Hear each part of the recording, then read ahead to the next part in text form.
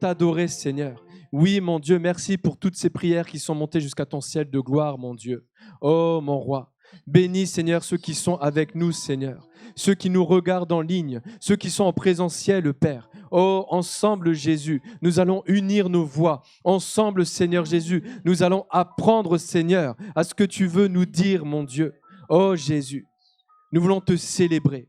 Te célébrer parce que tu nous as donné le souffle de vie.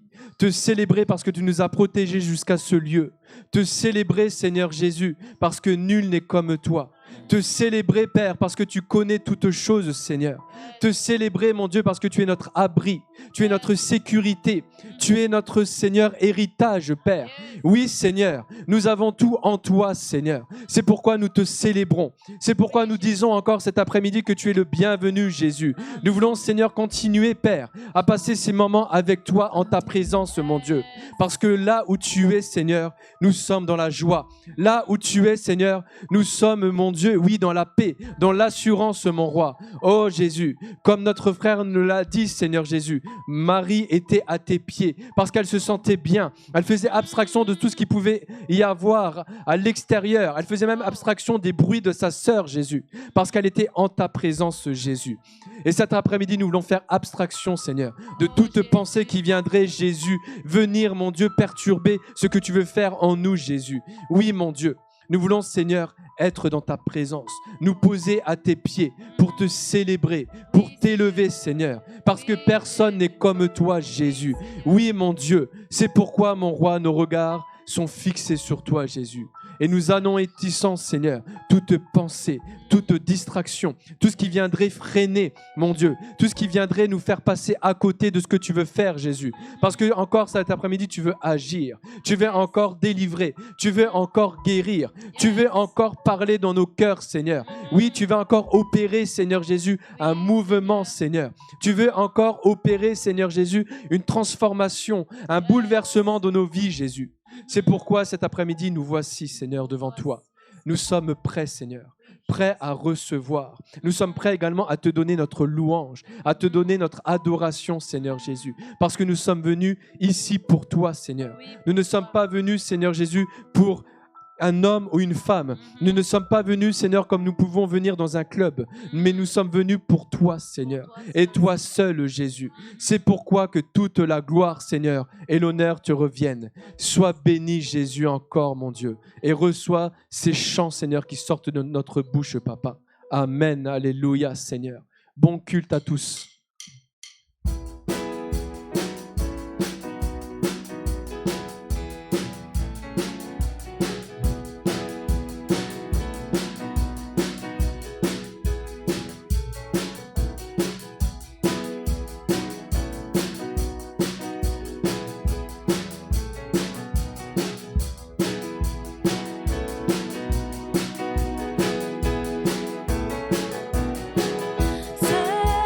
Célèbre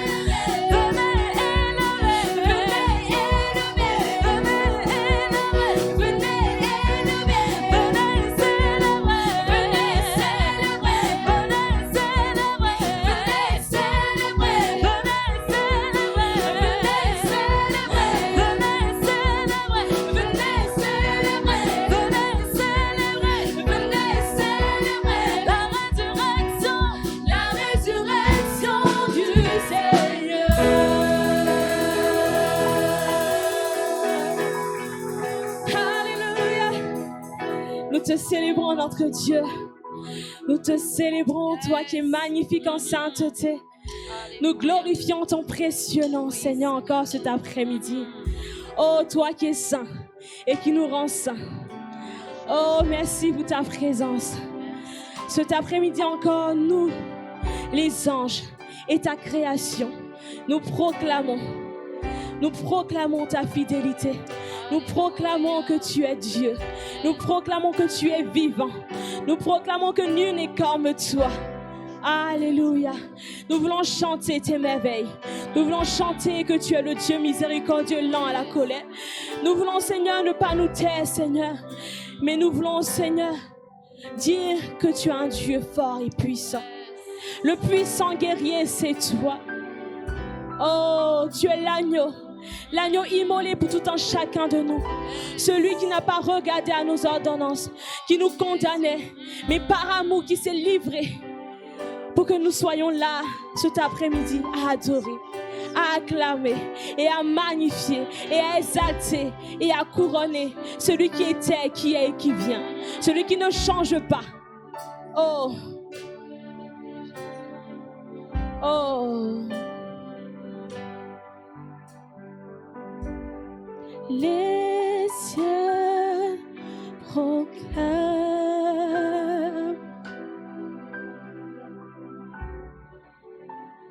la gloire du ressuscité. Rien n'est égal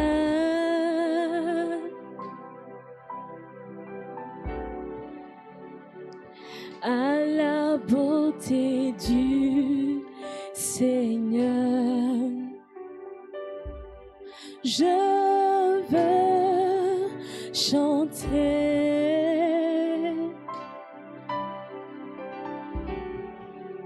la gloire du ressuscité.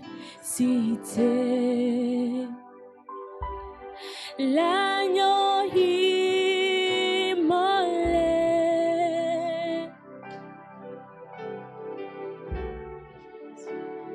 nous a rachetés pour Dieu. Les cieux proclament, les cieux, les anges, la gloire du ressuscité.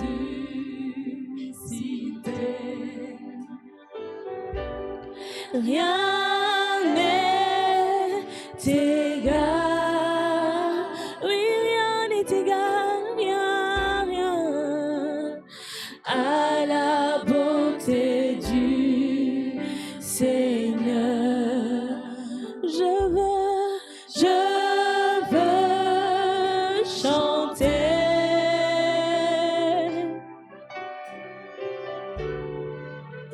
la gloire du ressuscité. L'agneau immolé nous a racheté un grand prix. Nous a racheté pour Dieu. Je veux chanter, je veux chanter. Oui, la gloire, la gloire, la gloire, la gloire, la gloire, la gloire du ressuscité. L'agneau immolé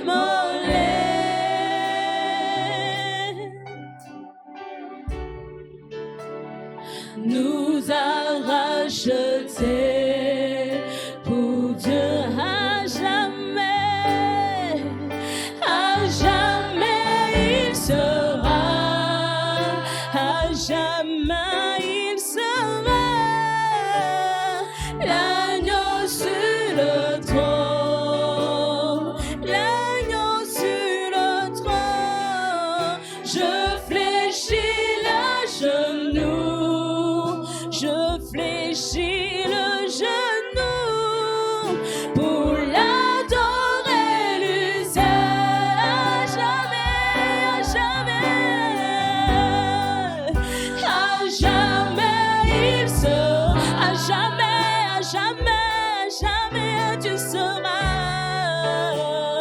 l'agneau sur le trône.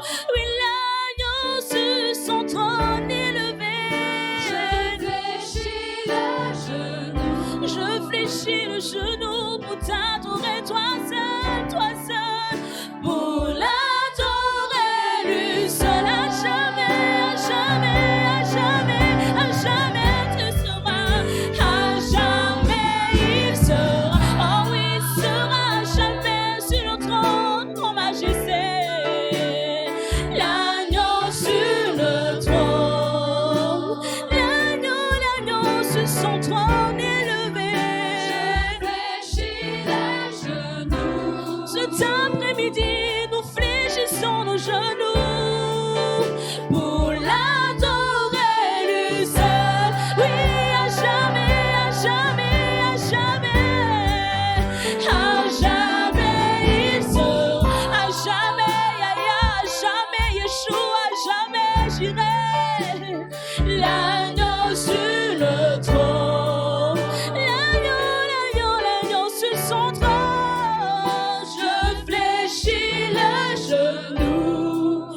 Je fléchis le genou pour l'adorer, lui seul, à jamais il sera, à jamais Seigneur, à jamais.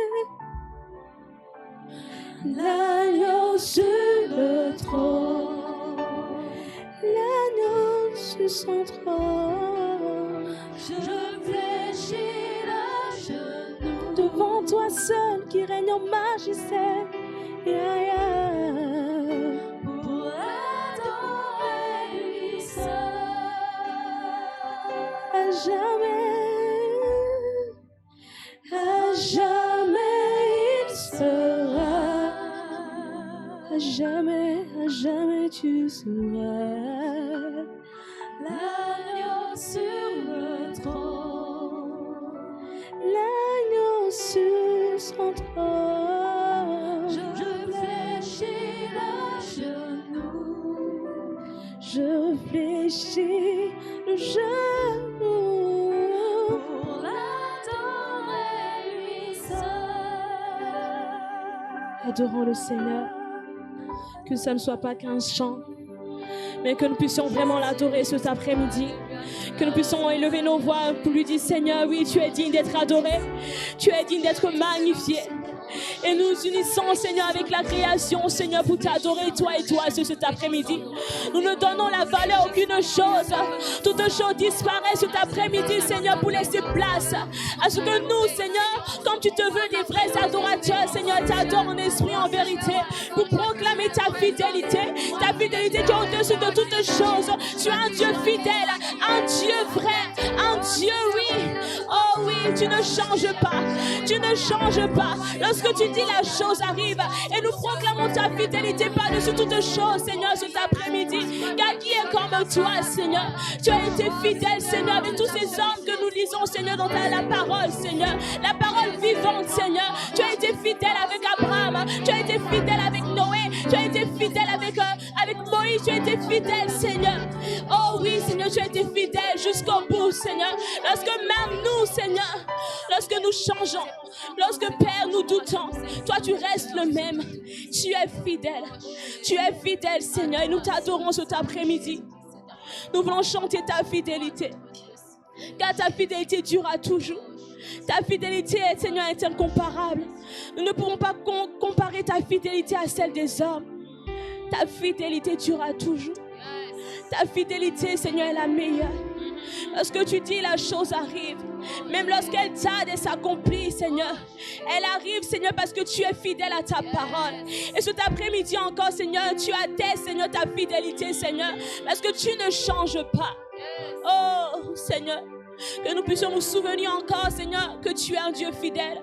Un Dieu qui est capable et un Dieu qui est encore assis sur le trône. Tu n'as pas changé et tu fais de la terre ton marchepied. Oh, Seigneur, je ne peux imaginer. Je ne pourrais imaginer, Seigneur, tout ce que tu as fait. Même lorsque des fois j'essaie d'imaginer Je ne peux pas. Parce que l'œuvre que tu as faite, Seigneur, dépasse la compréhension humaine. Ma pensée n'arrive pas, Seigneur, à la gravité de l'œuvre que tu as faite. Voilà pourquoi nous voulons chanter que je ne pourrais imaginer, je suis incapable d'imaginer ce que tu as fait. Ton amour est tellement grand pour nous. Je ne peux imaginer. Je ne pourrais même pas sonder, Seigneur. Je ne peux y arriver, Seigneur, imaginer cela. Là de la croix à Golgotha dépasse ma compréhension. Jésus, tu t'es donné, tu t'es livré.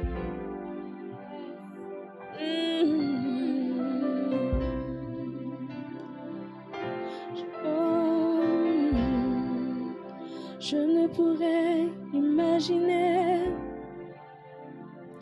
combien ça coûterait. À la croix, tu as pris ma place. Un Dieu s'est donné. Oh, je ne pourrais imaginer combien ça coûterait. À la croix, il a pris ma place. Un Dieu s'est donné. Je ne pourrais imaginer combien ça coûterait. À la croix, il a pris ma place. Un Dieu s'est donné. Je ne pourrais imaginer combien ça coûterait.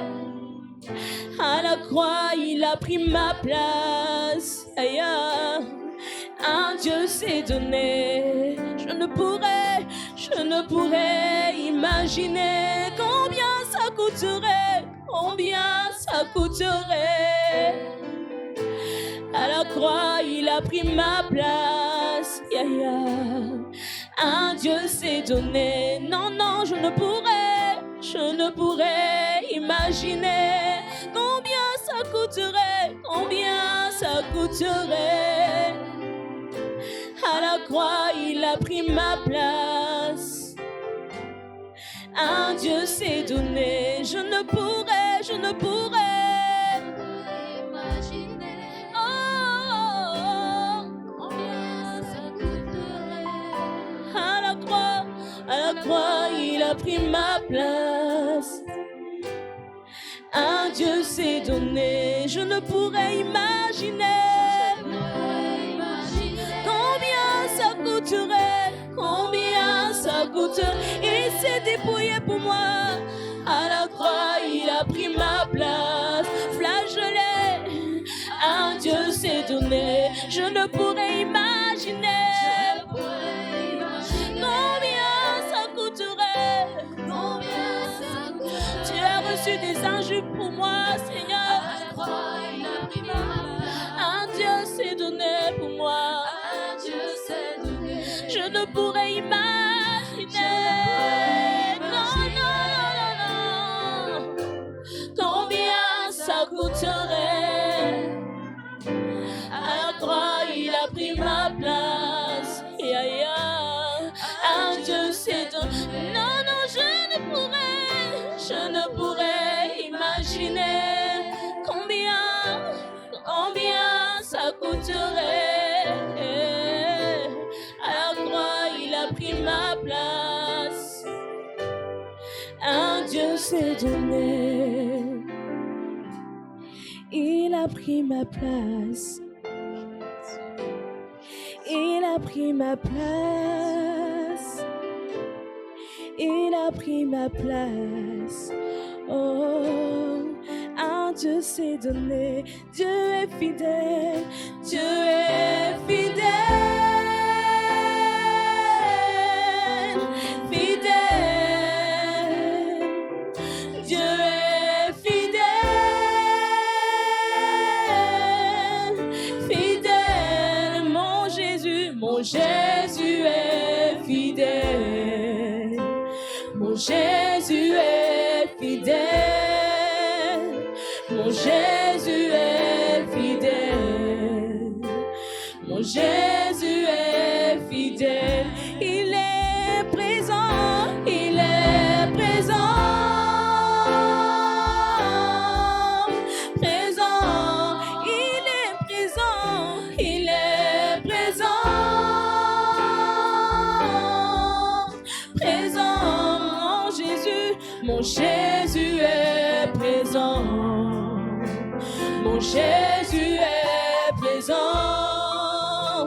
Mon Jésus est présent. Mon Jésus est présent. Il me connaît. Il me connaît. Il m'appelle par mon nom. Il connaît chez moi. Il me connaît. Il sait quand je me lève. Il me connaît. Il sait quand je me couche. Il me connaît. Mon Jésus me connaît. Il m'appelle par mon nom. Jésus me connaît. Mon Jésus me connaît. Jésus me connaît. Mon Jésus me connaît. Jésus me connaît. Il me rassure. Il me rassure. Rassure. Il me rassure. Il me rassure. Rassure, mon Jésus me rassure. Quand je suis dans l'ombre de la vallée de la mort, Jésus me rassure. Le vent, la tempête, mon Jésus me rassure. Mon Jésus me rassure. Il me rassure, il me rassure. Rassure, il me rassure, par son esprit en moi. Rassure, rassure, mon Jésus me rassure, mon Jésus me rassure, mon Jésus me rassure, mon Jésus m'enseigne, mon Jésus me rassure, oui c'est lui qui m'enseigne, mon Jésus me rassure. Alléluia. Oui, Seigneur, tu es fidèle. Tu as dit, Seigneur, que malgré nos infidélités, toi, tu restes et tu demeures fidèle. Malgré nous sommes tombés hier, Seigneur, mais tu ne regardes pas à nos failles, à nos manquements, mais tu regardes à ce que tu veux faire de nos vies, Seigneur. Voilà pourquoi nous te bénissons, Seigneur, à travers ce chant. Tu es notre ami fidèle sur qui nous pouvons nous confier en tout temps, Seigneur. Et nous te disons tout simplement merci. Et nous voulons encore, Seigneur, acclamer ton nom, élever ton nom, Jésus. Car il n'y en a pas d'autre que toi, Seigneur. Il n'y en a pas d'autre que toi. Alléluia, Jésus. Merci, Seigneur. Alléluia. Alléluia. Amen. Tu peux saluer ton frère ou ta sœur, de loin bien sûr. Merci la chorale. Ça va, vous allez bien? Yes. Ça a été ce matin? Vous avez eu un bon sujet? D'accord. C'était quoi déjà le sujet ce matin? La dîme. Waouh. Vous avez été enseigné sur la dîme? Ah là, c'est sérieux, hein? Amen. J'étais sur la route, là, je revenais du Nord, j'ai écouté un peu, mais le Bluetooth ne marchait pas trop, donc j'essayais d'entendre ce que disait le serviteur Eli. Il y a des morceaux que j'ai entendus, d'autres pas, mais je crois que vous avez été bénis, n'est-ce pas? Amen. Yes, et c'est vraiment, on n'avait pas calculé ou quoi que ce soit de parler de ce sujet-là, mais je bénis vraiment le Seigneur du témoignage de notre frère. C'est vraiment ça qui nous a inspiré à partager vraiment sur la dîme aujourd'hui. Donc, il a prêché sur la dîme ce matin, je prêche, enfin, si vous m'autorisez, je demande quand même la permission. Est-ce que je peux prêcher sur la dîme encore cet après-midi? Ok, bon, c'est bon, à l'unanimité, je peux. Donc voilà, on va faire de ce jour-là, le dimanche, qu'on est combien? Dimanche 5 décembre, si on peut faire de ce jour, la journée de la dîme. Vraiment, ça serait bien. Amen. Et voilà, j'ai conscience que c'est un sujet assez sensible, surtout pour nous en France, lier Église et argent, on sait, et ça peut s'expliquer de par l'histoire aussi, l'Église qui a été en quelque sorte abusée de ce pouvoir-là envers les pauvres gens ou quoi que ce soit. Donc c'est vrai qu'en France, contrairement dans les pays anglophones, la France a vraiment un vécu par rapport à l'argent qu'on ressent encore aujourd'hui. Je ne sais pas si vous êtes d'accord avec moi. Donc on voit que c'est quelque chose qui est mal perçu et des personnes abusent de cette autorité-là pour faire des abus. C'est vrai, il faut le reconnaître, mais ça n'empêche que c'est un principe biblique. Et ce n'est pas parce que des personnes tordent ou abusent de la dîme et des offrandes pour s'enrichir personnellement ou faire quoi que ce soit que ça enlève que c'est un principe biblique. Et donc le but de ce message, c'est vraiment de nous aider à saisir, encore, ça a été déjà dit ce matin, mais encore continuer dans ce sens-là, qu'on puisse vraiment apprendre à saisir l'importance de la dîme pour un chrétien, mais également pour la communauté. Et on va voir les bénédictions qui se rattachent à ça. Amen. Voilà. Je pense que vous connaissez tous ce livre-là, cette vieille Bible-là. Vous connaissez? Voilà, si vous ne connaissez pas, venez à la fin, on va vous en offrir une. Voilà. Mais dans cette vieille Bible-là, vous savez, j'ai vu qu'il y avait plus de 2000 versets qui parlent d'argent ou de biens matériels. Plus de 2000, je crois même que c'est environ 2500 versets qui parlent d'argent, de biens matériels, du rapport entre l'homme et l'argent. Contre environ, peut-être j'ai choqué certains, 1000 versets cumulés sur la foi et la prière. Cumulés. Donc là, 1000 versets sur la foi et la prière. Donc peut-être, je ne sais pas, 500 versets sur la foi, 500 versets sur la prière. Donc je vous vois venir, je ne dis pas que l'argent est plus important que la foi et plus important que la prière. Mais ça nous montre quand même une réalité. C'est que si Dieu parle à plus de 2500 fois dans sa parole d'argent, je pense qu'en tant qu'Église, on se doit d'en parler un peu également sur l'estrade. Amen. Parce que j'aime cette devise qui dit il faut prêcher la Bible, toute la Bible et rien que la Bible. Et si la Bible parle de ces choses-là, il faut aussi que l'Église en parle. Amen. Et donc ces chiffres-là nous montrent simplement une réalité, c'est que Dieu s'intéresse à la manière dont l'homme gère son argent. Vous êtes d'accord? On voit on peut mettre rapidement Luc 16, versets 10 à 12. C'est un verset qui nous dit que on va le mettre, Luc 16, versets 10 à 12, il dit « Celui qui est fidèle dans les moindres choses l'est aussi dans les grandes, et celui qui est injuste dans les moindres choses l'est aussi dans les grandes.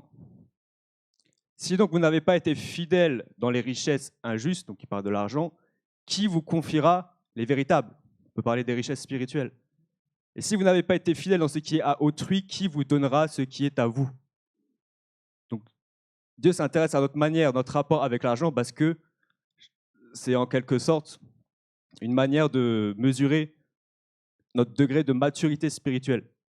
Souvent, quand on regarde un chrétien, sa manière de gérer son argent, ça en dit long sur sa spiritualité, tout simplement. Ça va jusqu'à là? Voilà, une statistique maintenant. Statistique américaine. J'ai laissé la France tranquille. Il y a une statistique américaine qui dit qu'environ 85% des dons d'une église locale proviennent de seulement 20% des membres de la communauté. Donc je répète, environ 85% des dons, donc des ressources financières d'une église, proviennent de seulement à peine 20% des membres qui la composent. Donc petit clin d'œil à la loi de Pareto, je ne sais pas s'il y en a qui connaissent ici, mais comme quoi il avait raison, ce n'était pas un chrétien, enfin je ne crois pas, c'était juste un économiste qui a parlé de cette loi-là en économie. Par exemple, il disait que les ressources d'un pays, donc 80% des richesses d'un pays, sont détenues par à peine 20% de ses habitants. Et donc c'est une loi qu'il a mis dans plusieurs domaines, et à chaque fois ça a été vérifié. Et là encore, même pour les dîmes de l'Église, ça se vérifie. Donc, je ne suis pas là pour parler de sa loi, mais un petit clin d'œil. Donc si on dégrossit un peu cette statistique-là, je ne suis pas mathématicien, c'est vraiment très archaïque, mais on peut arriver à la conclusion que donc, sur une église de 100 membres, ça voudrait dire que à peine 20 personnes donneraient fidèlement leur dîme dans l'église, si on suit cette statistique-là. Donc sur 100 membres dans une église, 20% donnent fidèlement leur dîme à l'église. Mais c'est une statistique américaine. Je sais que nous, en France, 100% des dîmes, ça vient de 100% des membres. Donc, il n'y a pas de souci avec ça. Mais c'est juste s'il y a des Américains qui nous regardent ou qui nous regarderont prochainement, vraiment, prenez exemple sur nous, les Français. On donne fidèlement notre dîme. Amen. Non, je plaisante, mais je crois que si les anglophones, c'est 20%, les francophones, je pense que c'est encore moins. Sincèrement. Et c'est une statistique qui fait mal au cœur. On va faire un peu de lecture. Malachie 3. On va lire un peu. J'ai demandé à un lecteur ou une lectrice avec une voix assez forte de lire assez rapidement. Malachie 3, je sais que ça a été partagé déjà ce matin. Malachie 3, 6 à 18. On va faire un peu de lecture.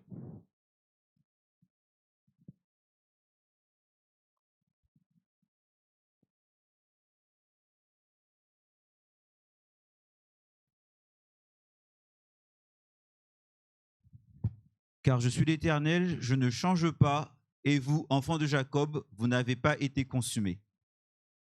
Depuis le temps de vos pères, vous vous êtes écartés de mes ordonnances, vous ne les avez point observées. Revenez à moi, et je reviendrai à vous, dit l'Éternel des armées. Et vous dites, en quoi devons-nous revenir? Un homme trompe-t-il Dieu? Car vous me trompez, et vous dites, en quoi t'avons-nous trompé? Dans les dîmes et les offrandes. Vous êtes frappés par la malédiction et vous me trompez, la nation tout entière. Apportez à la maison du trésor toutes les dîmes, afin qu'il y ait de la nourriture dans ma maison. Mettez-moi de la sorte à l'épreuve, dit l'Éternel des armées. Et vous verrez si je n'ouvre pas pour vous les écluses des cieux, si je ne répands pas sur vous la bénédiction en abondance. Amen. Continue, mon frère. Pour vous, je menacerai celui qui dévore, et il ne vous détruira pas les fruits de la terre, et la vigne ne sera pas stérile dans vos campagnes, dit l'Éternel des armées. Toutes les nations vous diront heureux, car vous serez un pays de délices, dit l'Éternel des armées. Vos paroles sont rudes contre moi, dit l'Éternel, et vous dites, qu'avons-nous dit contre toi? Vous avez dit, c'est en vain que l'on sert Dieu. Qu'avons-nous gagné à observer ses préceptes et à marcher avec tristesse à cause de l'Éternel des armées? Maintenant, nous estimons heureux les hautains. Oui, les méchants prospèrent. Oui, ils tentent Dieu et ils échappent. Alors, ceux qui craignent l'Éternel se parlèrent l'un à l'autre. L'Éternel fut attentif et il écouta. Et un livre de souvenirs fut écrit devant lui pour ceux qui craignaient l'Éternel et qui honorent son nom. Ils seront à moi, dit l'Éternel des armées. Ils m'appartiendront au jour que je prépare. J'aurai compassion d'eux, comme un homme a compassion de son fils qui le sert. Et vous verrez de nouveau la différence entre le juste et le méchant, entre celui qui sert Dieu et celui qui ne le sert pas. Waouh. On ne va pas s'arrêter sur ce verset. Et vous verrez la différence entre celui qui sert Dieu et celui qui ne le sert pas. Ce n'est pas le sujet de la prédication. Tu peux revenir sur verset 10, s'il te plaît? Waouh. Pour remettre un peu dans le contexte, c'était donc le peuple était là et il pensait servir Dieu. Pour reprendre un peu le témoignage du serviteur Élie, lui-même il disait qu'il était dans une église, il pensait servir Dieu, faire les choses, tout ça. Et le peuple ne pensait pas que, en ne donnant pas leurs dîmes ou leurs offrandes, ils volaient Dieu. Et là Dieu va leur dire, mais vous devez revenir à moi. Mais en quoi on doit revenir à toi? On est là tous les jours, on fait nos prières, on va au temple. Et il dit, mais non, vous m'avez volé dans les dîmes et les offrandes. Et c'est vraiment fort, c'est utilisé, c'est le mot voler. Voler Dieu parce qu'on n'a pas apporté les dîmes et les offrandes. Et je ne vais pas m'étaler, le serviteur Élie a déjà bien parlé de ce verset-là ce matin. Mais en comparant donc la statistique que je viens de donner et le passage de Malachie, j'ai deux questions. Je vais aller droit au but. OK? Voilà. C'est le serviteur Daniel qui prépare le Talkie-Walkie, là, il s'apprête à... Hein? Laisse-moi au moins finir, mon frère. Donc, une église peut-elle vivre Malachie 3, verset 10? Donc, une église peut-elle, tout simplement, Dieu peut-il ouvrir les écluses des cieux sur une église avec à peine 20% des membres qui donnent fidèlement leurs dîmes et leurs offrandes? Je laisse la question ouverte parce que moi, je ne veux pas de problème, mais je vous laisse donner la réponse, OK? On peut reprendre dans l'autre sens, dire est-ce qu'une église peut vivre Malachie 3, 10 avec plus de 85% de ses membres qui volent Dieu dans leurs dîmes et leurs offrandes. Oui ou non? Ah, d'accord. Bon, je vous donne la réponse aussi. Moi aussi, je dis que c'est non. Voilà, parce que comme vous êtes d'accord avec moi, maintenant je peux le dire. Mais vraiment, c'est parce que là, dans Malachie, il parle à une communauté. Il ne parle pas à un individu personnellement, il parle à une communauté. Le peuple d'Israël, aujourd'hui, on peut le comparer à l'Église. Et donc, il dit, si 85% des membres ne donnent pas leur dîme, volent, est-ce que nous, parce qu'on est là, on prie pour que le Saint-Esprit visite l'Église. Mais là, on voit un principe spirituel qui est là et qui bloque. On aura beau prier, on aura beau faire quoi que ce soit. Et c'est pour ça que c'est important d'en parler, parce que c'est un principe spirituel. Et si on veut vraiment voir les écluses des cieux s'ouvrir, on doit mettre en pratique ce principe dans l'Église. Amen. On peut prendre un autre passage dans Agé, cette fois, Agé ou Agé, je ne sais pas. Versets 1, 3 à 11. Encore un lecteur ou une lectrice. Agé 1, 3 à 11. C'est pourquoi la parole de l'Éternel leur fut adressée par Agé, le prophète, en ces mots. Est-ce le temps pour vous d'habiter vos demeures lambrissées quand cette maison est détruite? Ainsi parle maintenant l'Éternel des armées. Considérez attentivement vos voies. Vous semez beaucoup et vous recueillez peu. Vous mangez et vous n'êtes pas rassasiés. Vous buvez et vous n'êtes pas désaltérés. Vous êtes vêtus et vous n'avez pas chaud. Le salaire de celui qui est à gage tombe dans un sac percé. Ainsi parle l'Éternel des armées. Considérez attentivement vos voies. Montez sur la montagne, apportez du bois, et bâtissez la maison.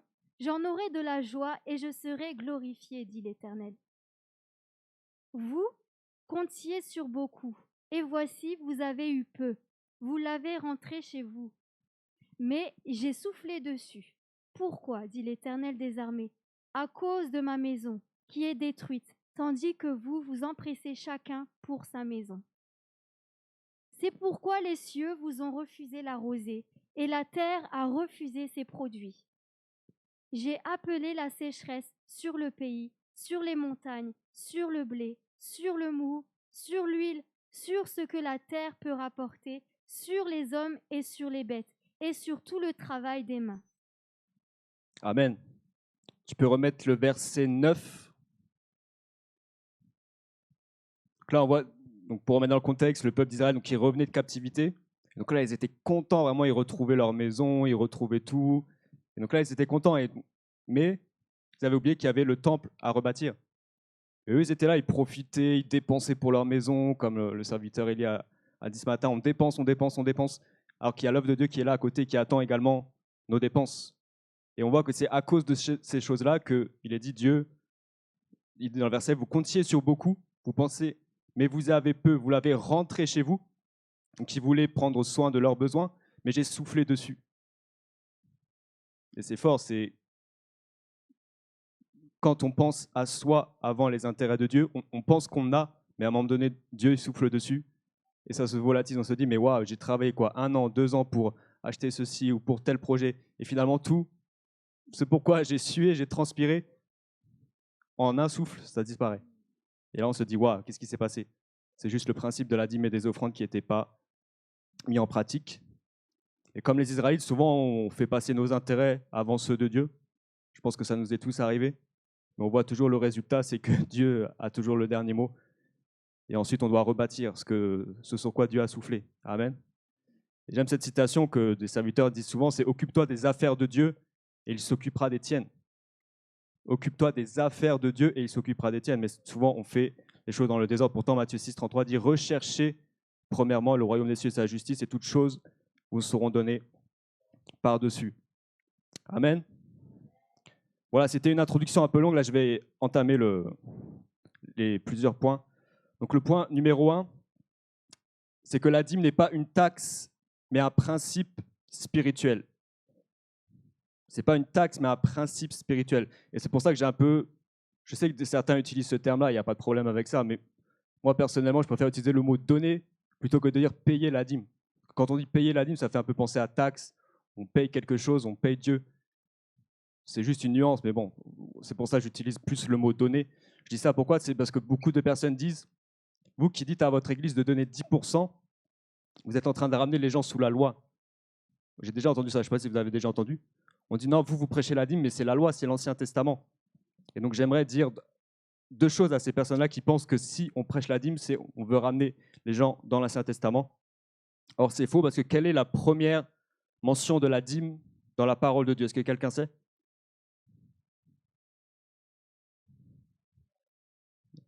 Sylvain? Abraham et Melchisédek, c'est ça. On est dans Genèse 14, verset 20. Et est-ce que la loi était déjà là? Il n'y avait pas encore la loi. D'accord. La deuxième mention de la dîme maintenant? Est-ce que quelqu'un sait?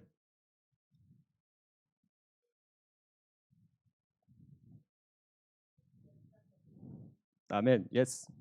Donc on est dans Genèse 28, 20. Donc là, c'est Jacob qui fait une alliance avec Dieu de donner la dîme de tous ses revenus. Est-ce qu'on est sous la loi? Non, on est encore avant la loi. Et on pourrait même prendre, c'est pas dit explicitement que c'était la dîme, mais comment? Abel qui offrit, il est dit, les prémices de son troupeau à Dieu. C'est pas dit que c'était la dîme, mais c'était les prémices, c'était la première part. Comparé à Caïn, on ne sait pas ce qu'il a offert, il a dit qu'il a fait une offrande de sa terre. Peut-être que ce n'était pas les prémices, mais Dieu a eu vraiment apprécié plus l'offrande de Abel, probablement parce que c'était les prémices, Caïn, ce n'était pas les prémices. Certains théologiens disent ça. Donc voilà la première raison, et que la deuxième raison, c'est que si on va prêcher la loi, ça ne serait même pas 10%, ça serait 23%. Parce que les Israélites, les théologiens ont calculé ça, ils ne donnaient pas juste 10% aux Lévites, mais il y avait d'autres offrandes annuelles pour le temps, par exemple, où ils devaient donner à certaines périodes aussi des dîmes pour les pauvres. Il y avait plusieurs choses comme ça. Et donc les théologiens ont calculé, c'était 23% et quelques que les Israélites donnaient à l'époque. Donc si on devrait prêcher véritablement la loi, on devrait vous demander de donner non pas 10, mais 23%. Donc voilà, deuxième raison de pourquoi on n'est plus sous la loi. Mais c'est un principe spirituel qui a traversé les âges de la Bible. C'est arrivé avant la loi, ça continue après la loi, mais c'est un principe que Dieu veut qu'on respecte. Amen. Donc on puisse vraiment retenir ceci, c'est que la dîme, ce n'est pas la loi, mais c'est un principe spirituel intemporel. Amen. Le deuxième point, c'est que donner sa dîme est une attitude de cœur et l'expression de notre amour pour Dieu. Si on pourrait résumer comme ça, c'est que la dîme, c'est tout simplement mettre Dieu en premier dans tous nos revenus. Mettre Dieu en premier. Tout le monde le sait, donc la dîme, c'est 10%. Donc c'est en gros, tu reçois quelque chose, tu mets 10% pour Dieu. Tu reçois 1 500 €, tu mets 150 € pour Dieu. 1 000 €, 100 € pour Dieu. Je pense que tout le monde le sait, mais c'est bien quand même de préciser. Maintenant, si tu donnes à la fin du mois les restes, est-ce que c'est la dîme?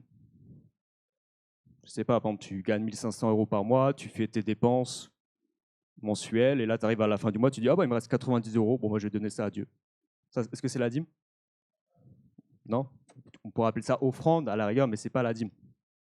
Et j'ai envie de dire, même si tu donnes 20% à la fin du mois, admettons que tu as 1 500 €, tu fais tes dépenses, tu fais tout, il te reste 300 €. Tu donnes à Dieu. Est-ce que c'est la dîme? C'est même pas la dîme. Même si c'est plus de 10%, ce n'est pas la dîme. Parce que la dîme, comme on l'a dit, c'est ce qui vient en premier. Avant toutes tes dépenses, avant quoi que ce soit, c'est l'offrande que tu donnes à Dieu en signe de reconnaissance, d'amour et de foi. Amen. Dieu n'est pas un Dieu de reste, c'est le Dieu qui a la première place. Moi, ça me fait, on connaît tous hein, ceux qui viennent d'un contexte catholique, hein, qui mettent les petites pièces dans le petit tronc, moi, ça me fait toujours rire. À la fin des cérémonies, 1 €, ils jettent comme ça, et ils sont contents, ils disent « Ah, j'ai donné. J'ai donné mes 1 €. » Les petits restes, comme les pharisiens qui donnaient les restes. Mais soyons sincères, ça, c'est pas la dîme, et ça attriste le cœur de Dieu. J'ai noté un peu ma définition de la Bible de manière très simple. J'ai noté que donner sa dîme est un acte d'amour et de foi. Un acte d'amour et de foi. Par cela, je reconnais que tout ce que j'ai n'est que grâce de Dieu et qu'il mérite de recevoir la première et la meilleure part de mes revenus avant quiconque. Par cet acte, je dis également à Dieu que je ne place pas ma confiance dans mes biens, mais uniquement en lui qui a promis qu'il prendrait toujours soin de moi. Donc la dîme, c'est un acte d'amour. On ne donne pas sous la contrainte et on va le lire dans 2 Corinthiens 9, 6 à 11. Si quelqu'un peut le lire, 2 Corinthiens 9, 6 à 11.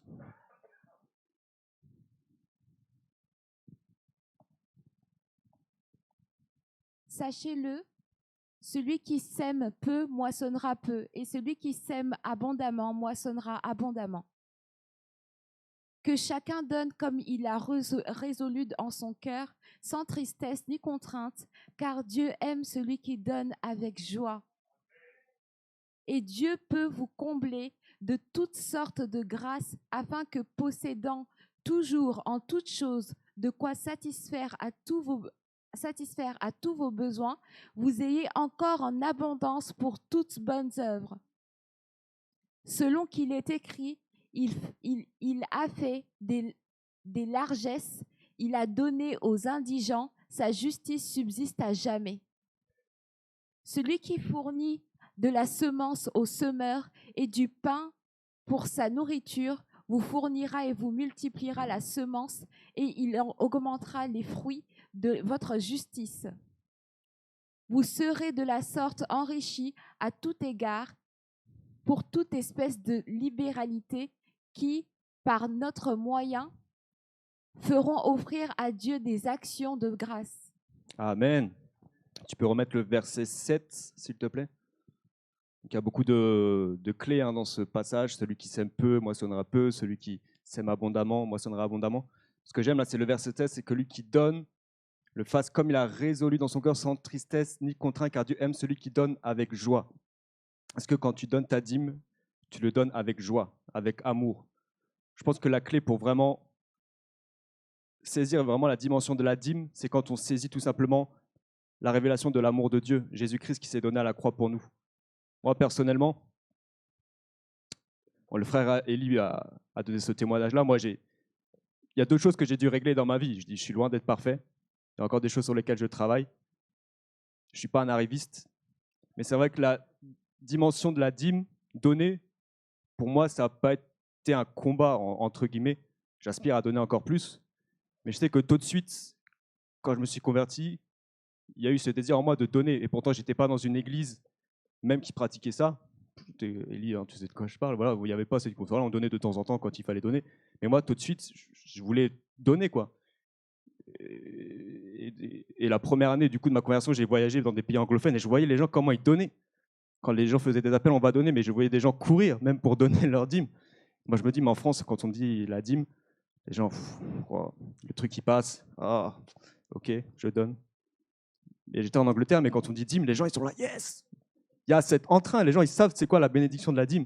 Et je me dis, waouh, vraiment, il nous manque quelque chose en France. Et je crois que c'est pour ça également que l'Église en francophone, il y a beaucoup de blocages spirituels, c'est par rapport à ça. Mais vraiment, que le Seigneur nous aide. Et j'aime l'exemple de Corneille dans la Bible. Corneille, il est dit que l'ange est venu le visiter. Pourquoi? Il s'est souvenu de quoi?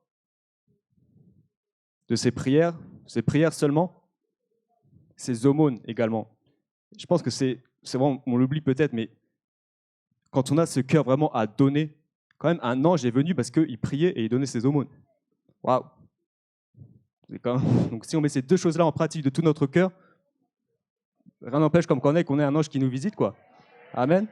Peut-être l'ange ne nous visite pas parce qu'il n'y a pas... il manque un des 2. Il manque un des 2, je ne sais pas. Amen. Le 3e point, c'est nous devons changer l'équation. Ça va, vous me suivez jusqu'à là? Si vous êtes avec moi, faites comme ça de la main. Comme ça, je vérifie que vous ne dormez pas. Ok, c'est bon. Yes.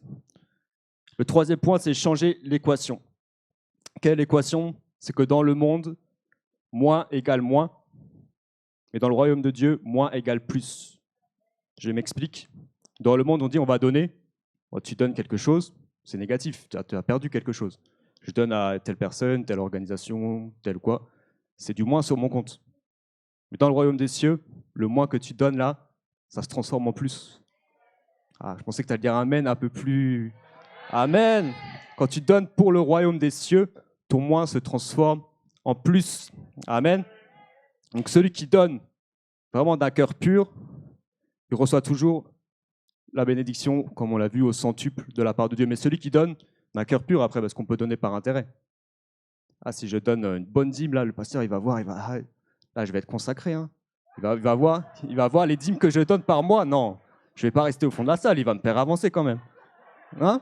Il y a des personnes peut-être qui peuvent donner comme ça par intérêt, ou je donne à telle personne-là, je sais que dans 5-10 ans, Dieu va la bénir, elle va me rendre encore au centuple. Mais la dimension vraiment de donner, c'est quand on donne à quelqu'un ou à quelque chose qui ne pourra jamais nous le rendre. Quand on arrive à cette capacité de donner là, on parle vraiment de donner selon le cœur de Dieu. Même des entreprises qui peuvent donner parfois. J'entends des grands hommes d'affaires, des grandes entreprises qui vont me dire « Ah, je soutiens telle œuvre ». C'est merveilleux, c'est bien. Je ne refuse pas ça, c'est bien. Après, il y a derrière, c'est ce qu'on appelle défiscalisation.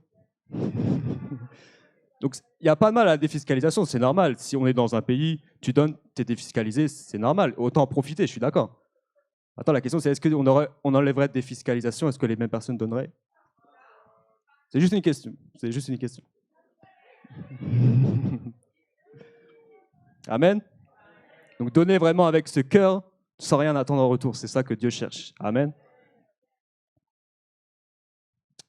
Dans le royaume des cieux, on doit toujours avoir une main levée pour recevoir de Dieu et l'autre main pour donner à ce monde. Et parfois, nous les chrétiens, on a les deux mains levées vers le ciel. Seigneur, donne-moi, je reçois, je reçois, je reçois. Mais les besoins autour de nous, on ne tend pas la main. Mais ce que Dieu cherche, c'est quelqu'un qui a une main levée vers le ciel pour recevoir et l'autre vers la terre pour donner aux besoins qui sont autour de nous, que Dieu veut qu'on puisse soutenir. Et il y a un exemple parlant dans la parole de Dieu. C'est en Israël, il y avait deux mers. Israël est situé entre deux mers, le lac de Galilée et la mer Morte. Et quelle est la différence entre les deux? Il y a un lac où il y a la vie, il y a les poissons, il y a la verdure, il y a tout, il y a de la vie en abondance. Et l'autre lac, il est mort, il n'y a pas de poissons, l'eau est salée, l'eau est amère. Et la différence, pourtant, les deux lacs prennent leur source dans le Jourdain. Il y en a un qui donne la vie, un qui donne la mort. C'est quoi la différence? Peut-être vous connaissez, vous avez été en Israël ou vous avez lu ça quelque part. Qu'est-ce qui fait qu'un a la vie et l'autre ne produit pas la vie?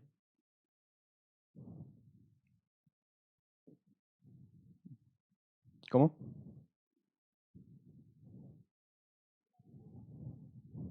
C'est tout simplement qu'il y en a un qui donne ce qu'il reçoit et l'autre il garde. Le lac de Galilée, il y a des influents, il donne la vie autour de lui. L'eau coule, l'eau coule, l'eau coule.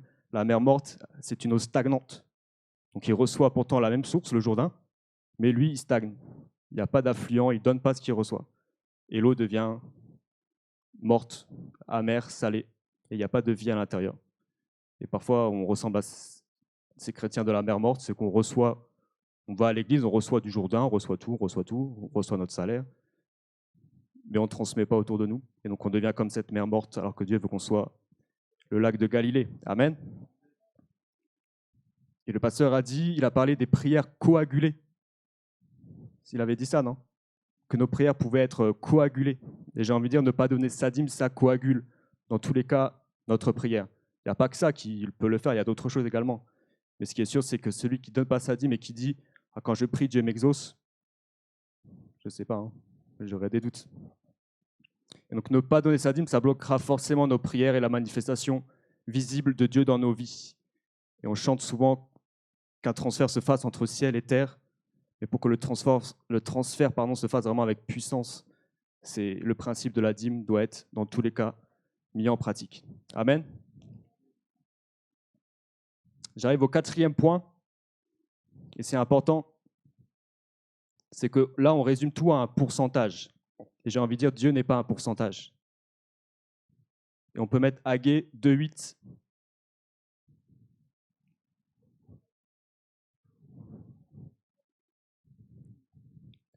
L'argent est à moi et l'or est à moi, dit l'Éternel des armées. Est-ce qu'il dit 10% de ton argent est à moi? Il dit tout l'argent est à moi, tout l'or est à moi. Donc qui sommes-nous pour dire que Dieu se résume à nos 10%? Dieu n'est pas un pourcentage. Et Jésus n'a pas calculé. À la croix, il n'a pas dit « moi je donne juste 10%, moi je donne 20%, moi je donne 30%. » Jésus a tout donné. Je crois que ça a été dit aussi ce matin. Jésus-Christ s'est donné à 100%. Et nous, avec nos 10%, on veut recevoir les 100% de Dieu. C'est juste de prendre ça en considération. C'est que tout ce que j'ai, dans tous les cas, ça appartient à Dieu. Maintenant, Dieu sait, on a nos besoins. Et la part, les 10% ou plus, là on parle de 10% minimum, mais si le Seigneur te met à cœur de donner plus, évidemment, tu peux le faire. C'est 23%. Voilà, si tu veux faire comme la loi, c'est bon. Si tu veux respecter la loi des pharisiens, c'est 23%. Amen. Et donc, c'est vraiment, voilà, c'est les 100% de Dieu, c'est de ne pas calculer. Jésus n'a pas calculé à la croix. Et souvent, on est là, on calcule. Alors, on va dire, OK, ils ont dit c'est 10%, alors tu reçois 1500 et quelques par mois. Alors là, tu calcules, divisé par 10. J'arrive à 157,48. Yes, c'est ce que je vais donner. Non, quand même, tu as 157, au moins arrondi à 160, quand même. Hein? Ou arrondi à 200, mais on ne va pas calculer comme ça, quand même. Des fois, on est là, on calcule à la virgule près. J'ai donné ma dîme, 10%. Arrondi quand même, pas en dessous, mais au-dessus. Amen.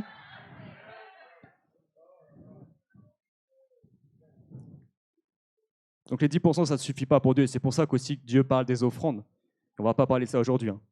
Là, on est déjà sur la dîme. Je pense que c'est déjà... Les offrandes, ça sera pour... Voilà. Déjà, si on saisit la dîme, mais c'est la dîme et les offrandes. Hein. On parle de la dîme, 10%, après, il y a les offrandes. Amen. Vous êtes toujours avec moi? Ok. Toi, j'aimerais répondre simplement à la question, parce que certains pourraient se poser la question, à qui dois-je donner ma dîme? Parce que souvent, on entend ça. Oui, ben, je donne ma dîme. Moi, je donne ma dîme là-bas, ou je donne ma dîme là-bas, je donne ma dîme là-bas. Des personnes qui sont là dans une église. Et c'est arrivé, hein, je discutais avec des personnes comme ça. Moi, je donne ma dîme au pays, ou je donne ma dîme à tel serviteur de Dieu, alors que ce n'est pas ton pasteur. Je ne refuse pas. Hein. Il ne faut pas confondre dîme et offrande. Moi, je crois personnellement, je ne sais pas si le serviteur Élie, je crois qu'il a parlé de ça, donc c'est apporté dans la maison. Et c'est vrai, tu me diras, dans la Bible, il n'y a pas un verset clair qui dit tu dois donner ta dîme dans ton église locale. Je suis d'accord. Mais soyons vraiment, faisons preuve de sagesse spirituelle. Le peuple d'Israël devait l'apporter dans le temple, donc on pourrait comparer ça aujourd'hui à l'église locale. Moi, je crois personnellement du fond du cœur que la dîme, ça doit aller dans ton église locale, là où tu es nourri spirituellement, là où tu reçois les bénédictions spirituelles. Ça paraît tellement sage. Et imaginez si chaque église locale, chaque membre donnerait leur dîme à l'église locale, comment l'église locale pourrait avancer. Aujourd'hui, les églises locales en France, on galère à payer les factures, on galère à payer des petites bricoles, parce que, comme on l'a vu, il n'y a que 20%, les personnes ne donnent pas leur dîme, ou peut-être les personnes viennent à l'église, mais donnent leur dîme ailleurs. Et vraiment, soyons... Et 10%, là, ça va vraiment à ton église locale. Et l'église locale, comme ça permet de... Tous les frais ou quoi que ce soit, les frais mensuels, tout ça c'est comblé. Et après, on peut s'occuper d'étendre le royaume des cieux. Mais si déjà les chrétiens locaux ne donnent pas leur dîme dans l'église locale, comment est-ce qu'on va aller toucher le cœur du monde? Comment est-ce qu'on va s'étendre? Donc c'est vraiment à saisir. Si tu fais partie, et j'ai envie de dire, si tu fais partie d'ACP, si tu as dit je suis membre d'ACP, tu dois donner ta dîme à ACP. Et je ne dis pas ça pour récolter de l'argent, encore une fois, ou quoi que ce soit. Comme si tu nous suis en ligne, que tu fais partie d'une église locale et que tu suis ACP comme un complément spirituel ou pour que les enseignements te bénissent. Tu ne dois pas donner ta dîme à ACP. Tu dois donner, pourquoi pas, une offrande à ACP. Mais si tu fais partie d'une église locale, tu dis je fais partie de cette église locale, que tu donnes ta dîme à ACP, là aussi on n'est pas biblique. Donc c'est vraiment ton église locale, là où tu as dit je sers Dieu, là où tu as dit je suis soumis à tel pasteur, à telle église, c'est là où tu dois donner ta dîme. Et ensuite Dieu te bénit. Et ensuite l'offrande est libre. Là après tu peux donner là où tu veux, comme le Seigneur te conduit. Moi par exemple, je sais il y en a, ils savent ici que je parraine un enfant en Afrique, au Ghana. Ça, ce n'est pas ma dîme. Je ne donne pas ma dîme là-bas. Ma dîme, ça va à ACP. Mais l'enfant, c'est une offrande en plus que je fais pour le soutenir. Donc, il ne faut pas vraiment confondre les deux. Amen. Vous êtes toujours avec moi? J'ai bientôt fini. Yes. J'aimerais partager, quand j'ai préparé ce message-là, il y a vraiment ces deux hommes qui me sont venus en tête. On va parler de deux hommes d'affaires chrétiens qui sont vraiment pour moi une source d'inspiration dans le domaine de la dîme et des offrandes. J'aimerais prendre leur exemple. Je ne sais pas s'il y a des hommes d'affaires, des femmes d'affaires ici, ou en devenir, ou tout simplement des personnes qui veulent voir Dieu agir puissamment dans leurs finances. Et c'est vraiment ces deux hommes-là, waouh, il n'y a pas de mots pour décrire ce qu'ils ont fait, comment Dieu les a utilisés puissamment. Des hommes d'affaires qui étaient également serviteurs de Dieu, Dieu les a utilisés puissamment. Le premier, c'est William Colgate. Je pense que vous connaissez tous, je pense que vous utilisez un de ces produits tous les matins ou tous les soirs. Ou à moins que vous soyez à Signal, peut-être c'est Signal ou autre chose. Moi, personnellement, c'est Colgate. Surtout quand j'ai appris que c'était quelqu'un qui a béni l'œuvre de Dieu. Du coup, je me suis dit, Seigneur, je me mets à Colgate. Quand même pour soutenir cet homme-là. Mais William Colgate, comment je pourrais le décrire? C'était vraiment quelqu'un. Donc c'est quelqu'un qui a fui la persécution politique en Angleterre. À l'époque, on est dans les années 1700-1800. Hein. Donc il arrive aux États-Unis, il commence plusieurs affaires, ça ne marche pas. Il continue, ça ne marche pas, il continue, ça ne marche pas. Bon, bref. Et là, il y a une parole qui sort. Je ne sais pas si c'était un prophète ou un serviteur de Dieu, bon, peu importe. Et il dit à quelqu'un ici que Dieu veut que ce soit le plus grand producteur de savon de New York. Et là, la personne se tourne vers William Colgate, il dit, ça peut être toi. Ça peut être toi, Ferrassi.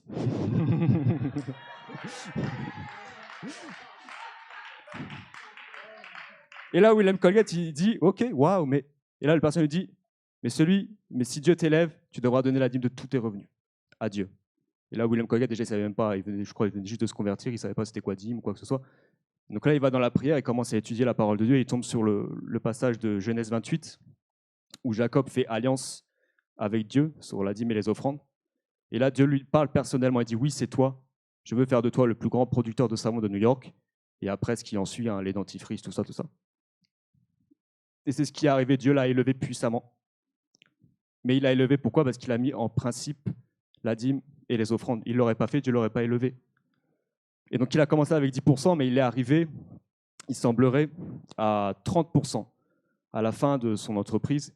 À chaque fois, il demandait à ses comptables, dès que l'argent rentre, vous mettez les bénéfices nets, vous mettez toujours 30% pour l'œuvre de Dieu, minimum. Après, il faisait des offrandes aussi, j'imagine. Donc, c'est une source d'inspiration, c'est de voir que, parce que je crois que Dieu veut élever des hommes et des femmes d'affaires à ACP. Je pensais que tu allais dire un plus gros amen. C'est que déjà, il y a des futurs millionnaires, ça a été dit.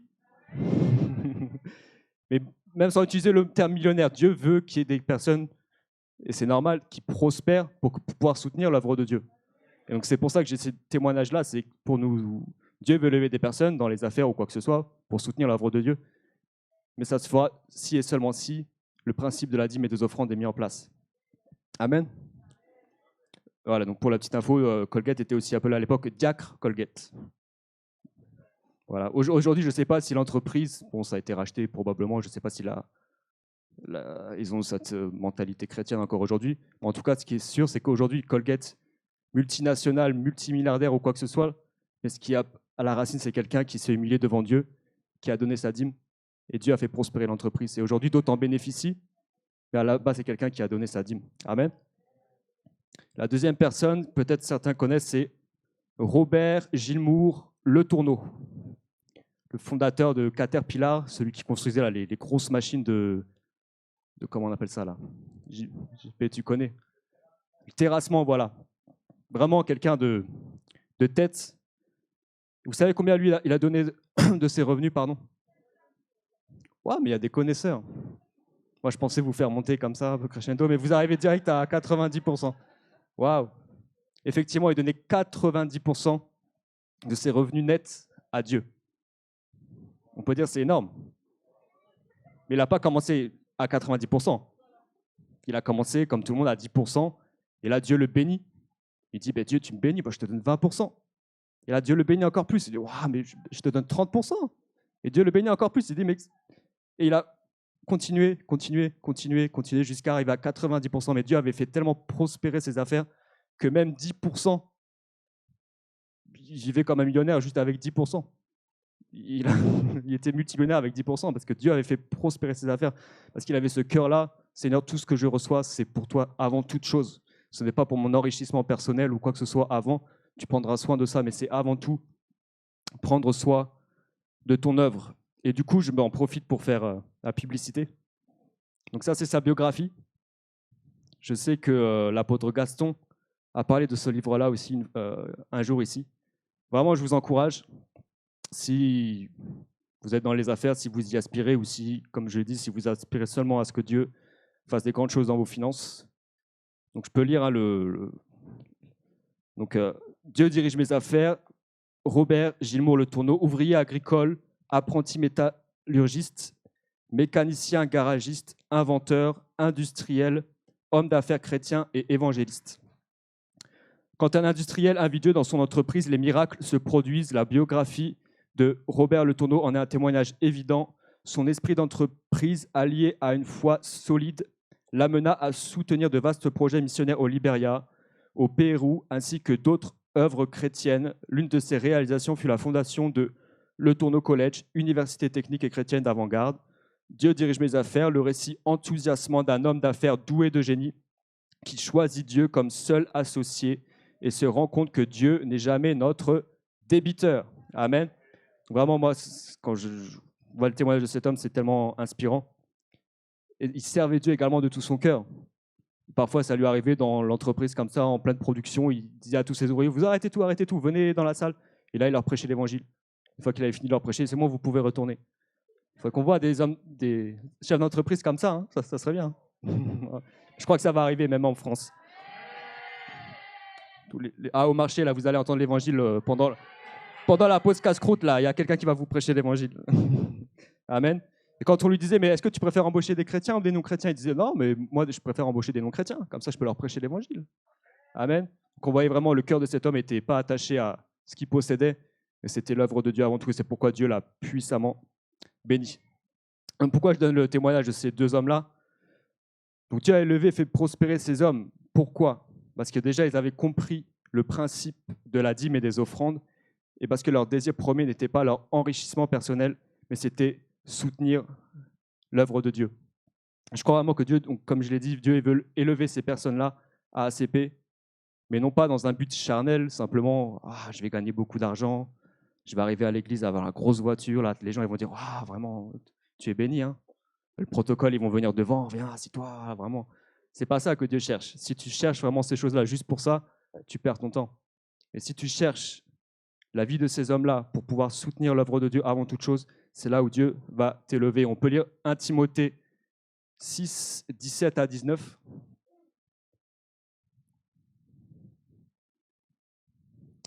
Il dit « Recommande aux riches du présent siècle de ne pas être orgueilleux et de ne pas mettre leur espérance dans des richesses incertaines, mais de la mettre en Dieu qui nous donne avec abondance toutes choses pour que nous en jouissions.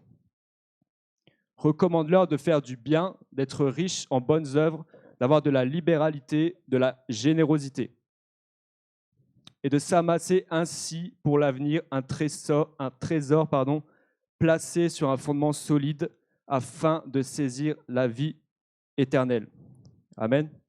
Donc on va bien au verset, tu peux remettre le verset 18. Donc d'être quoi? Riche en bonnes œuvres, avoir de la libéralité et de la générosité. Donc si Dieu te fait prospérer mais que tu ne fais pas ces trois choses-là, encore une fois, tu perds ton temps. Et à un moment donné, la source, ça va se bloquer. Amen. Et je ne vais pas tarder à conclure, la chorale peut commencer à venir, on va prier vraiment. Mais le point que je voulais dire, c'est que vraiment le monde souffre. Et on parle de la dîme et des offrandes comme ça certes, c'est pour nous bénir nous, mais on voit également, moi ce qui me touche le cœur, c'est de voir les besoins dans le monde. Il n'y a qu'à voyager, voir la pauvreté ou quoi que ce soit.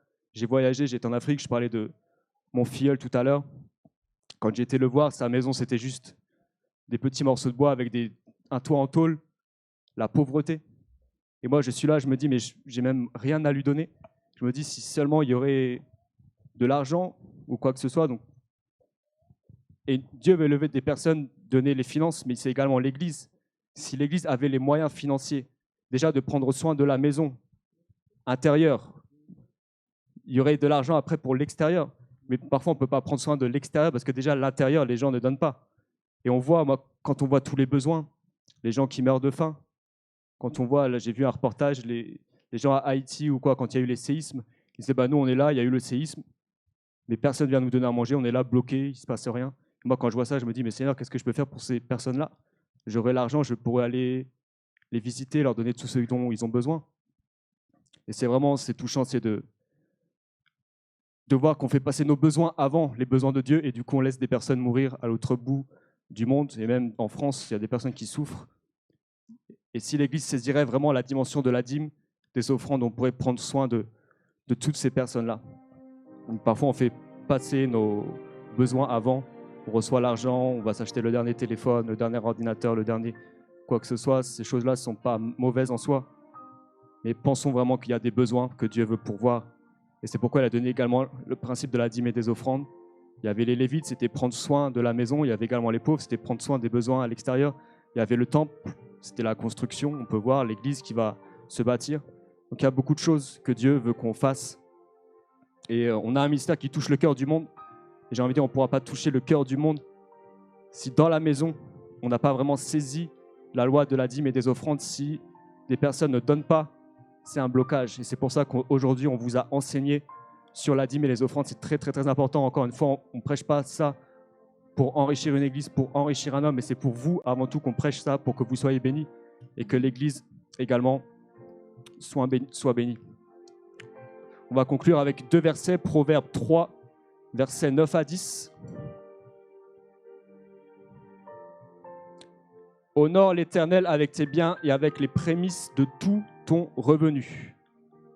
Alors tes greniers seront remplis dans l'abondance et tes cuves regorgeront de mou. Et on veut déclarer que si tu honores l'Éternel avec tes prémices, avec tes revenus, tes greniers ne manqueront jamais de rien et regorgeront de mou. Si tu le crois, dis Amen. Amen. Et deuxième passage, Exode 36, 2 à 6, pardon. Exode 36, 2 à 6. Ah, ce passage-là, il est merveilleux. Moïse appela Betsalel, Oholiab et tous les hommes habiles dans l'esprit duquel l'Éternel avait mis de l'intelligence, tous ceux dont le cœur était disposé à s'appliquer à l'œuvre pour l'exécuter. Ils prirent devant Moïse toutes les offrandes qu'avaient apportées les enfants d'Israël pour faire les ouvrages destinés au service du sanctuaire.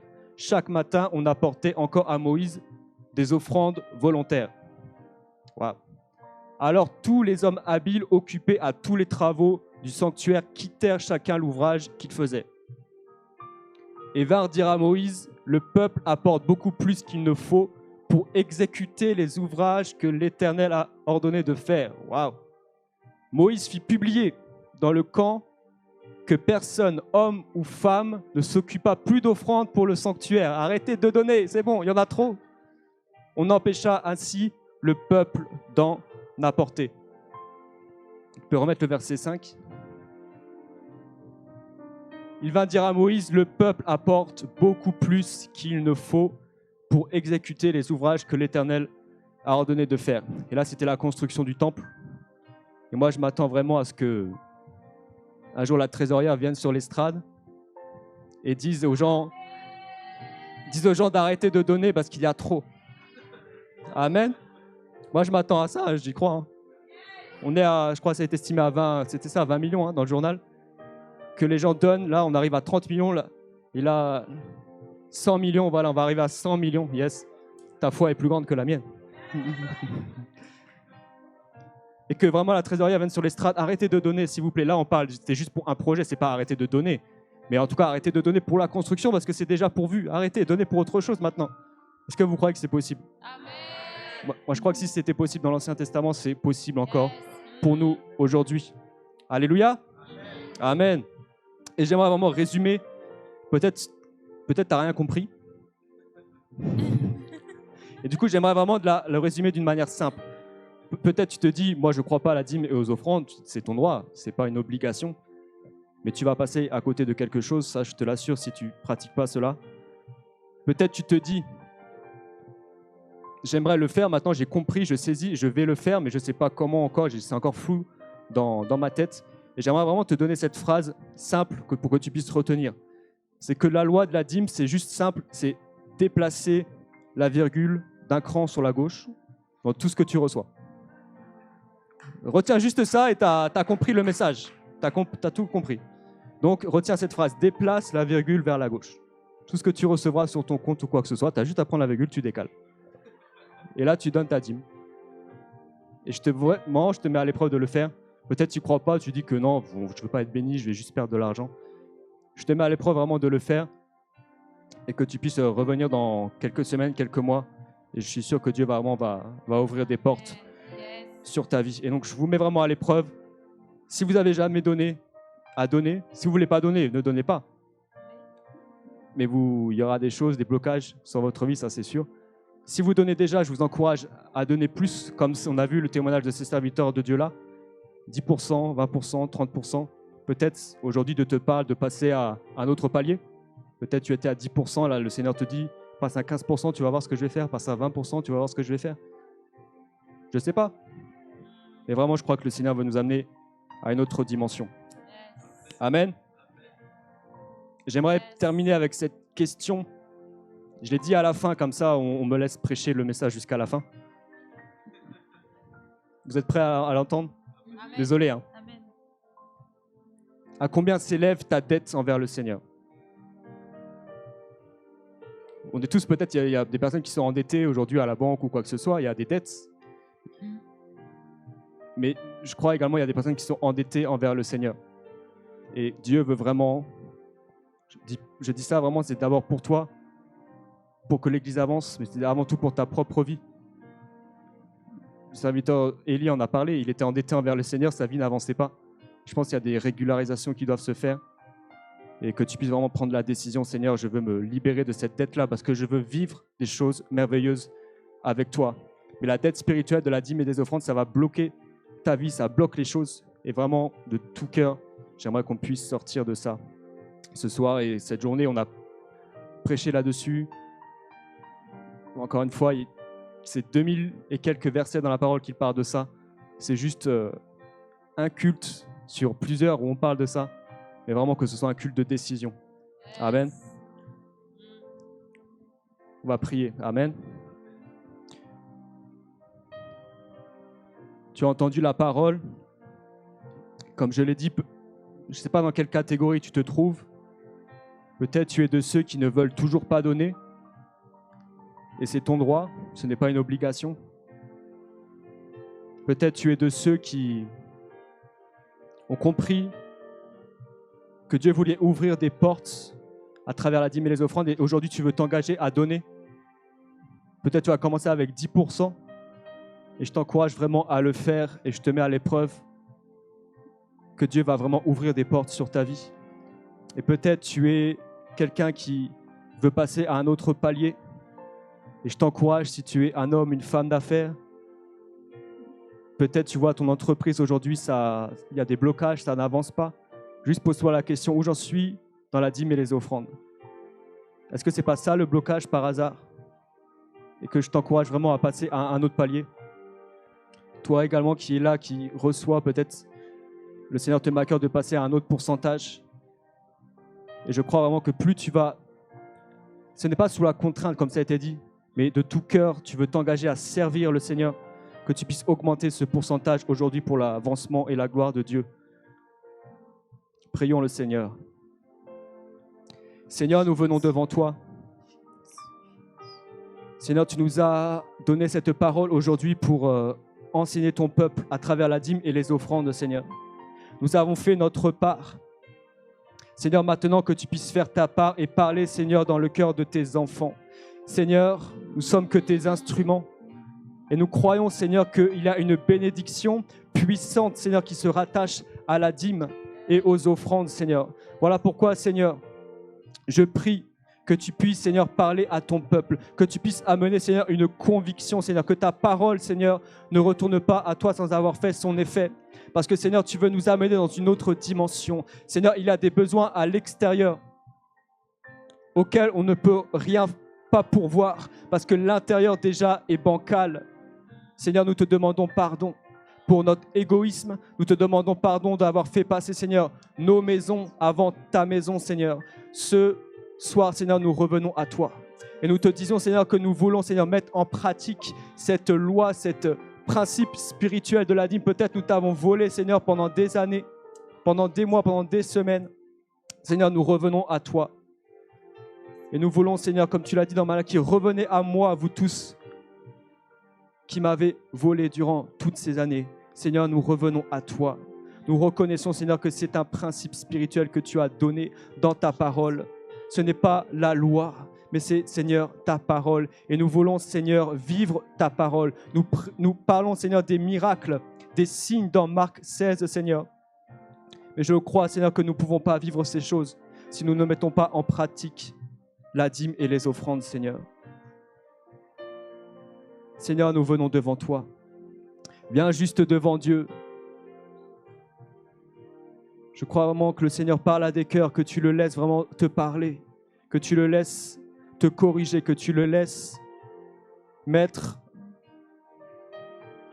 cette parole dans ton cœur. Peut-être c'est ce pourcentage qui va changer, peut-être c'est une offrande que le Seigneur va te mettre à cœur, peut-être c'est simplement régulariser ces mois, ces semaines, ces années où tu as négligé cette parole. Mais il y a vraiment des délivrances, comme ça a été dit, durant ce moment d'intercession. Dieu veut faire des délivrances. Et la dîme et les offrandes, c'est une délivrance également que Dieu veut amener. Que tu puisses lui donner tout, comme ça a été dit. Tout ce que Dieu t'a donné déjà, ça lui appartient. Et toi, tu veux garder ce que Dieu t'a donné. Donne-lui la part qui est consacrée. Donne-lui la part que vraiment le fruit, les prémices, donne-lui cette part. Et tu verras si Dieu n'ouvre pas les écluses des cieux pour toi. Livre-toi totalement. Nous allons chanter ce chant avec la chorale. Et que ce ne soit pas juste un chant, que ce soit une prière, que tu puisses dire, Seigneur, je me livre totalement. Peut-être je m'étais livré à 5, 10, 15, 20%.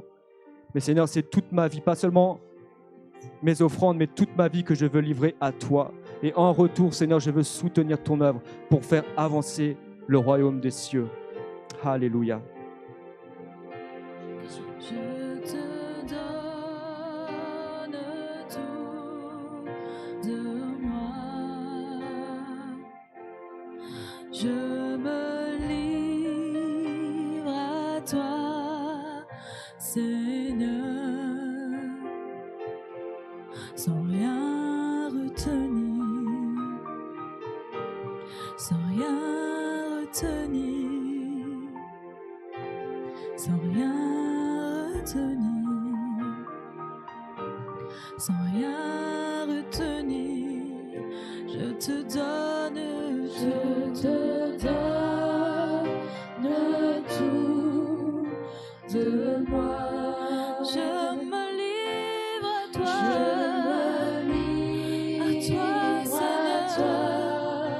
Seigneur. Je te donne tout, tout de moi. Je me livre à toi, Seigneur, sans rien retenir,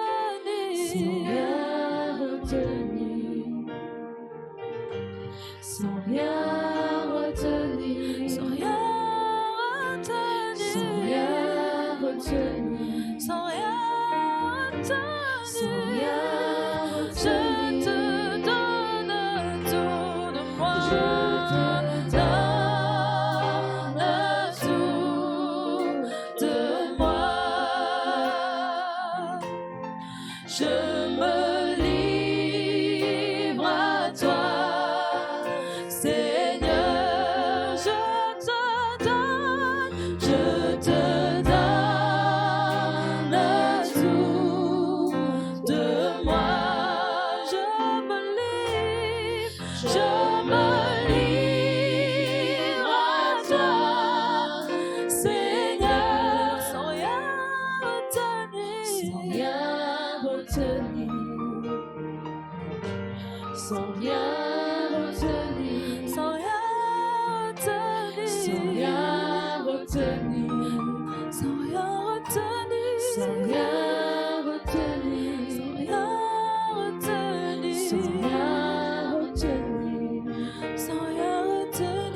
sans rien retenir, sans rien retenir, sans rien retenir, sans rien retenir, sans rien retenir. Je me livre totalement.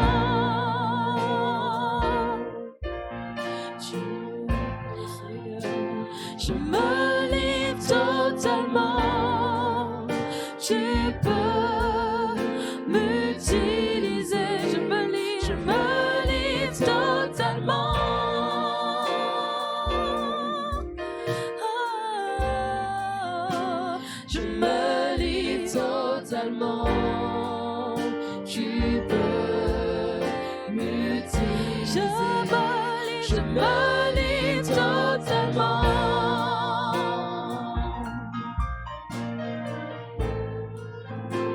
Je me livre totalement. Tu peux m'utiliser. Alléluia, Seigneur, nous te bénissons encore pour ces instants. Seigneur, nous te disons merci encore pour ta parole qui est tombée, Seigneur. Oui, Seigneur, nous voulons nous donner entièrement. Nous voulons te donner ce qu'on a de meilleur. Oh, merci Jésus encore, parce que tu es le Dieu qui connaît nos cœurs. Tu sais comment nous avons donné jusqu'à ce jour. Tu sais si nous avons donné par intérêt ou si nous avons donné parce que nous t'aimons, parce que nous voulons voir, Seigneur, ton œuvre avancer, parce que nous voulons voir, Seigneur, ton temple se construire. Oh Éternel, nous te bénissons parce que tu as encore répondu à nos prières en ces instants. Oui, Seigneur, là où il y avait les questions, tu as apporté les réponses, Seigneur, à travers ces enseignements. Seigneur, tu as dit avant toute chose, c'est le Saint-Esprit qui nous enseigne. Merci parce que tu as inspiré tes serviteurs, Seigneur, en cette journée de dimanche. Merci pour ce thème, Seigneur, qui est la prière et la dîme. Oh Seigneur, amène-nous encore à donner. Tu as dit, il y a plus de bonheur à donner qu'à recevoir. Et Seigneur, nous voulons encore recevoir, Seigneur, au plus de toi. Oh merci, mon roi, parce que tu es le Dieu, Seigneur, qui connaît nos besoins. Tu connais, Seigneur, ce qui se passe dans nos maisons. Tu connais ce qui se passe, Seigneur, dans nos familles. Tu sais ce qui se passe au travail. Seigneur, tu sais ce dont nous avons besoin. Oh, c'est pourquoi, Seigneur, nous te disons, Jésus-Christ, oh, viens, Seigneur, encore nous amener à regarder à toi avant de regarder à nos problèmes, avant de regarder à nos besoins. Nous voulons regarder à toi parce que c'est là, Seigneur, où nous trouverons, Seigneur, les trésors. C'est là où nous trouverons, Seigneur, oh, ce dont, Seigneur, nous cherchons. Oh, merci, Père, encore. Tu es le Dieu, Seigneur, qui est présent aujourd'hui et tu veux nous amener dans une nouvelle dimension. Seigneur, la dimension de l'évangélisation, c'est de se donner. Seigneur, nous voulons nous donner, que ça soit par l'argent, que ça soit par nous-mêmes. C'est nous donner. C'est pourquoi nous avons chanté. Nous nous livrons totalement et que cette nouvelle semaine, Seigneur, nous puissions vivre une expérience nouvelle. Sois béni et glorifié, Père. Amen. Amen. Amen. Qui a été béni? Qui a été béni aujourd'hui? Merci, serviteur Léo. Quelle question il nous a foudroyé avec cette dernière question. À combien s'élèvent nos dettes? Après, c'est vrai qu'il y a un autre sujet, la restitution. Mais ça, on verra plus tard. On va déjà étape par étape, la dîme et restitution, on verra plus tard. Parce que là, c'est encore plus lourd. Les annonces. Chers ambassadeurs et ambassadrices, au nom de la communication d'ACP, qui m'a chargé de vous transmettre l'annonce qui va suivre, permettez-moi de vous saluer dans le nom de Jésus-Christ. La voici. Salutations à vous, chers peuples de Dieu, en présentiel et en distanciel. Tout d'abord, nous tenions à vous remercier pour votre fidélité, que vous veniez et d'où que vous nous regardiez. Nous vous remercions pour le fait que la communauté s'agrandit sur toutes nos plateformes. Nous remercions également toutes les personnes qui partagent nos différentes publications, qui les likent très régulièrement. Que Dieu vous bénisse. Vous souvenez-vous de la semaine spéciale Instagram du 11 au 17 octobre dernier, initiée par notre enseignante Angélique Wamangene? Oui. Chaque jour, il y avait un encouragement à lire. Le matin, pour bien démarrer la journée, et ensuite, il y avait soit des quiz, soit des sondages, permettant ainsi de se familiariser avec le contenu que nous vous proposons habituellement et contribuer à votre édification. L'objectif était de vous accorder toute notre attention et nous bénissons le Seigneur pour cette semaine spéciale que nous avons vécue avec vous. Aujourd'hui, nous tenions à ce que vous vous teniez prêts. Nous nous adressons non seulement à vous, chère famille d'Instagram ou IG Family, comme nous vous avons surnommé, mais nous attirons l'attention de l'assemblée de notre communauté en ligne. Oui, vous, que ce soit sur Facebook, Instagram, YouTube, Twitter et même sur notre site internet, quelque chose vous attend dans les prochains jours. Pour moi, Élie, je ne peux pas en dire plus, car moi-même qui vous lis cette annonce, je n'en sais pas plus que vous. Tout ce que je sais, c'est qu'il faut vous assurer d'être abonné à nos réseaux sociaux qui s'affichent à l'écran pour être sûr de ne pas manquer ce qui va arriver. Pour Facebook et Instagram, recherchez simplement dans la barre de recherche ACP Vitry officiel. Pour Twitter, c'est ACP Vitry. Et enfin YouTube, ACP Channel. Nous comptons toujours sur vos partages, sur vos likes, pouces bleus et vos abonnements à nos différents réseaux pour nous aider à diffuser la bonne nouvelle en ligne et à ce que l'œuvre du Seigneur s'étende. Encore une fois, préparez-vous. Ce qui va arriver, c'est pour vous tous. Que vous croyez ou que vous ne croyez pas, que vous soyez assidus ou que vous ne le soyez pas, que vous soyez un homme ou une femme, jeune ou âgé, sans considération du milieu duquel vous venez, c'est pour vous. La communication d'ACP vous remercie de votre attention. Nous vous aimons, que le Seigneur vous bénisse et vous fortifie. Signé l'équipe d'ACP Communication. Et bien sûr, nous avons également nos 3 jours de jeûne qui se dérouleront le 22, 23 et 24 décembre. Petit rappel, pas de culte le mardi soir 21, mais ça démarrera mercredi matin 22 décembre. Voilà, soyez bénis, rentrez dans la paix du Seigneur. C'est un grand plaisir et honneur pour nous que vous ayez regardé cette vidéo. C'est la fin du culte d'aujourd'hui. Nous prions que ce que vous avez vu et entendu aujourd'hui vous aidera à aller dans une relation plus profonde avec le Seigneur. Rappelez-vous, nos cultes ont lieu chaque mardi à 19h30 et dimanche à 10h et 14h30. Vous pouvez nous suivre sur nos réseaux sociaux qui s'affichent à l'écran pour ne manquer aucune information. Et vous abonner à notre chaîne YouTube sans oublier d'activer la cloche pour ne manquer aucune vidéo. Demeurez bénis dans la présence du Seigneur.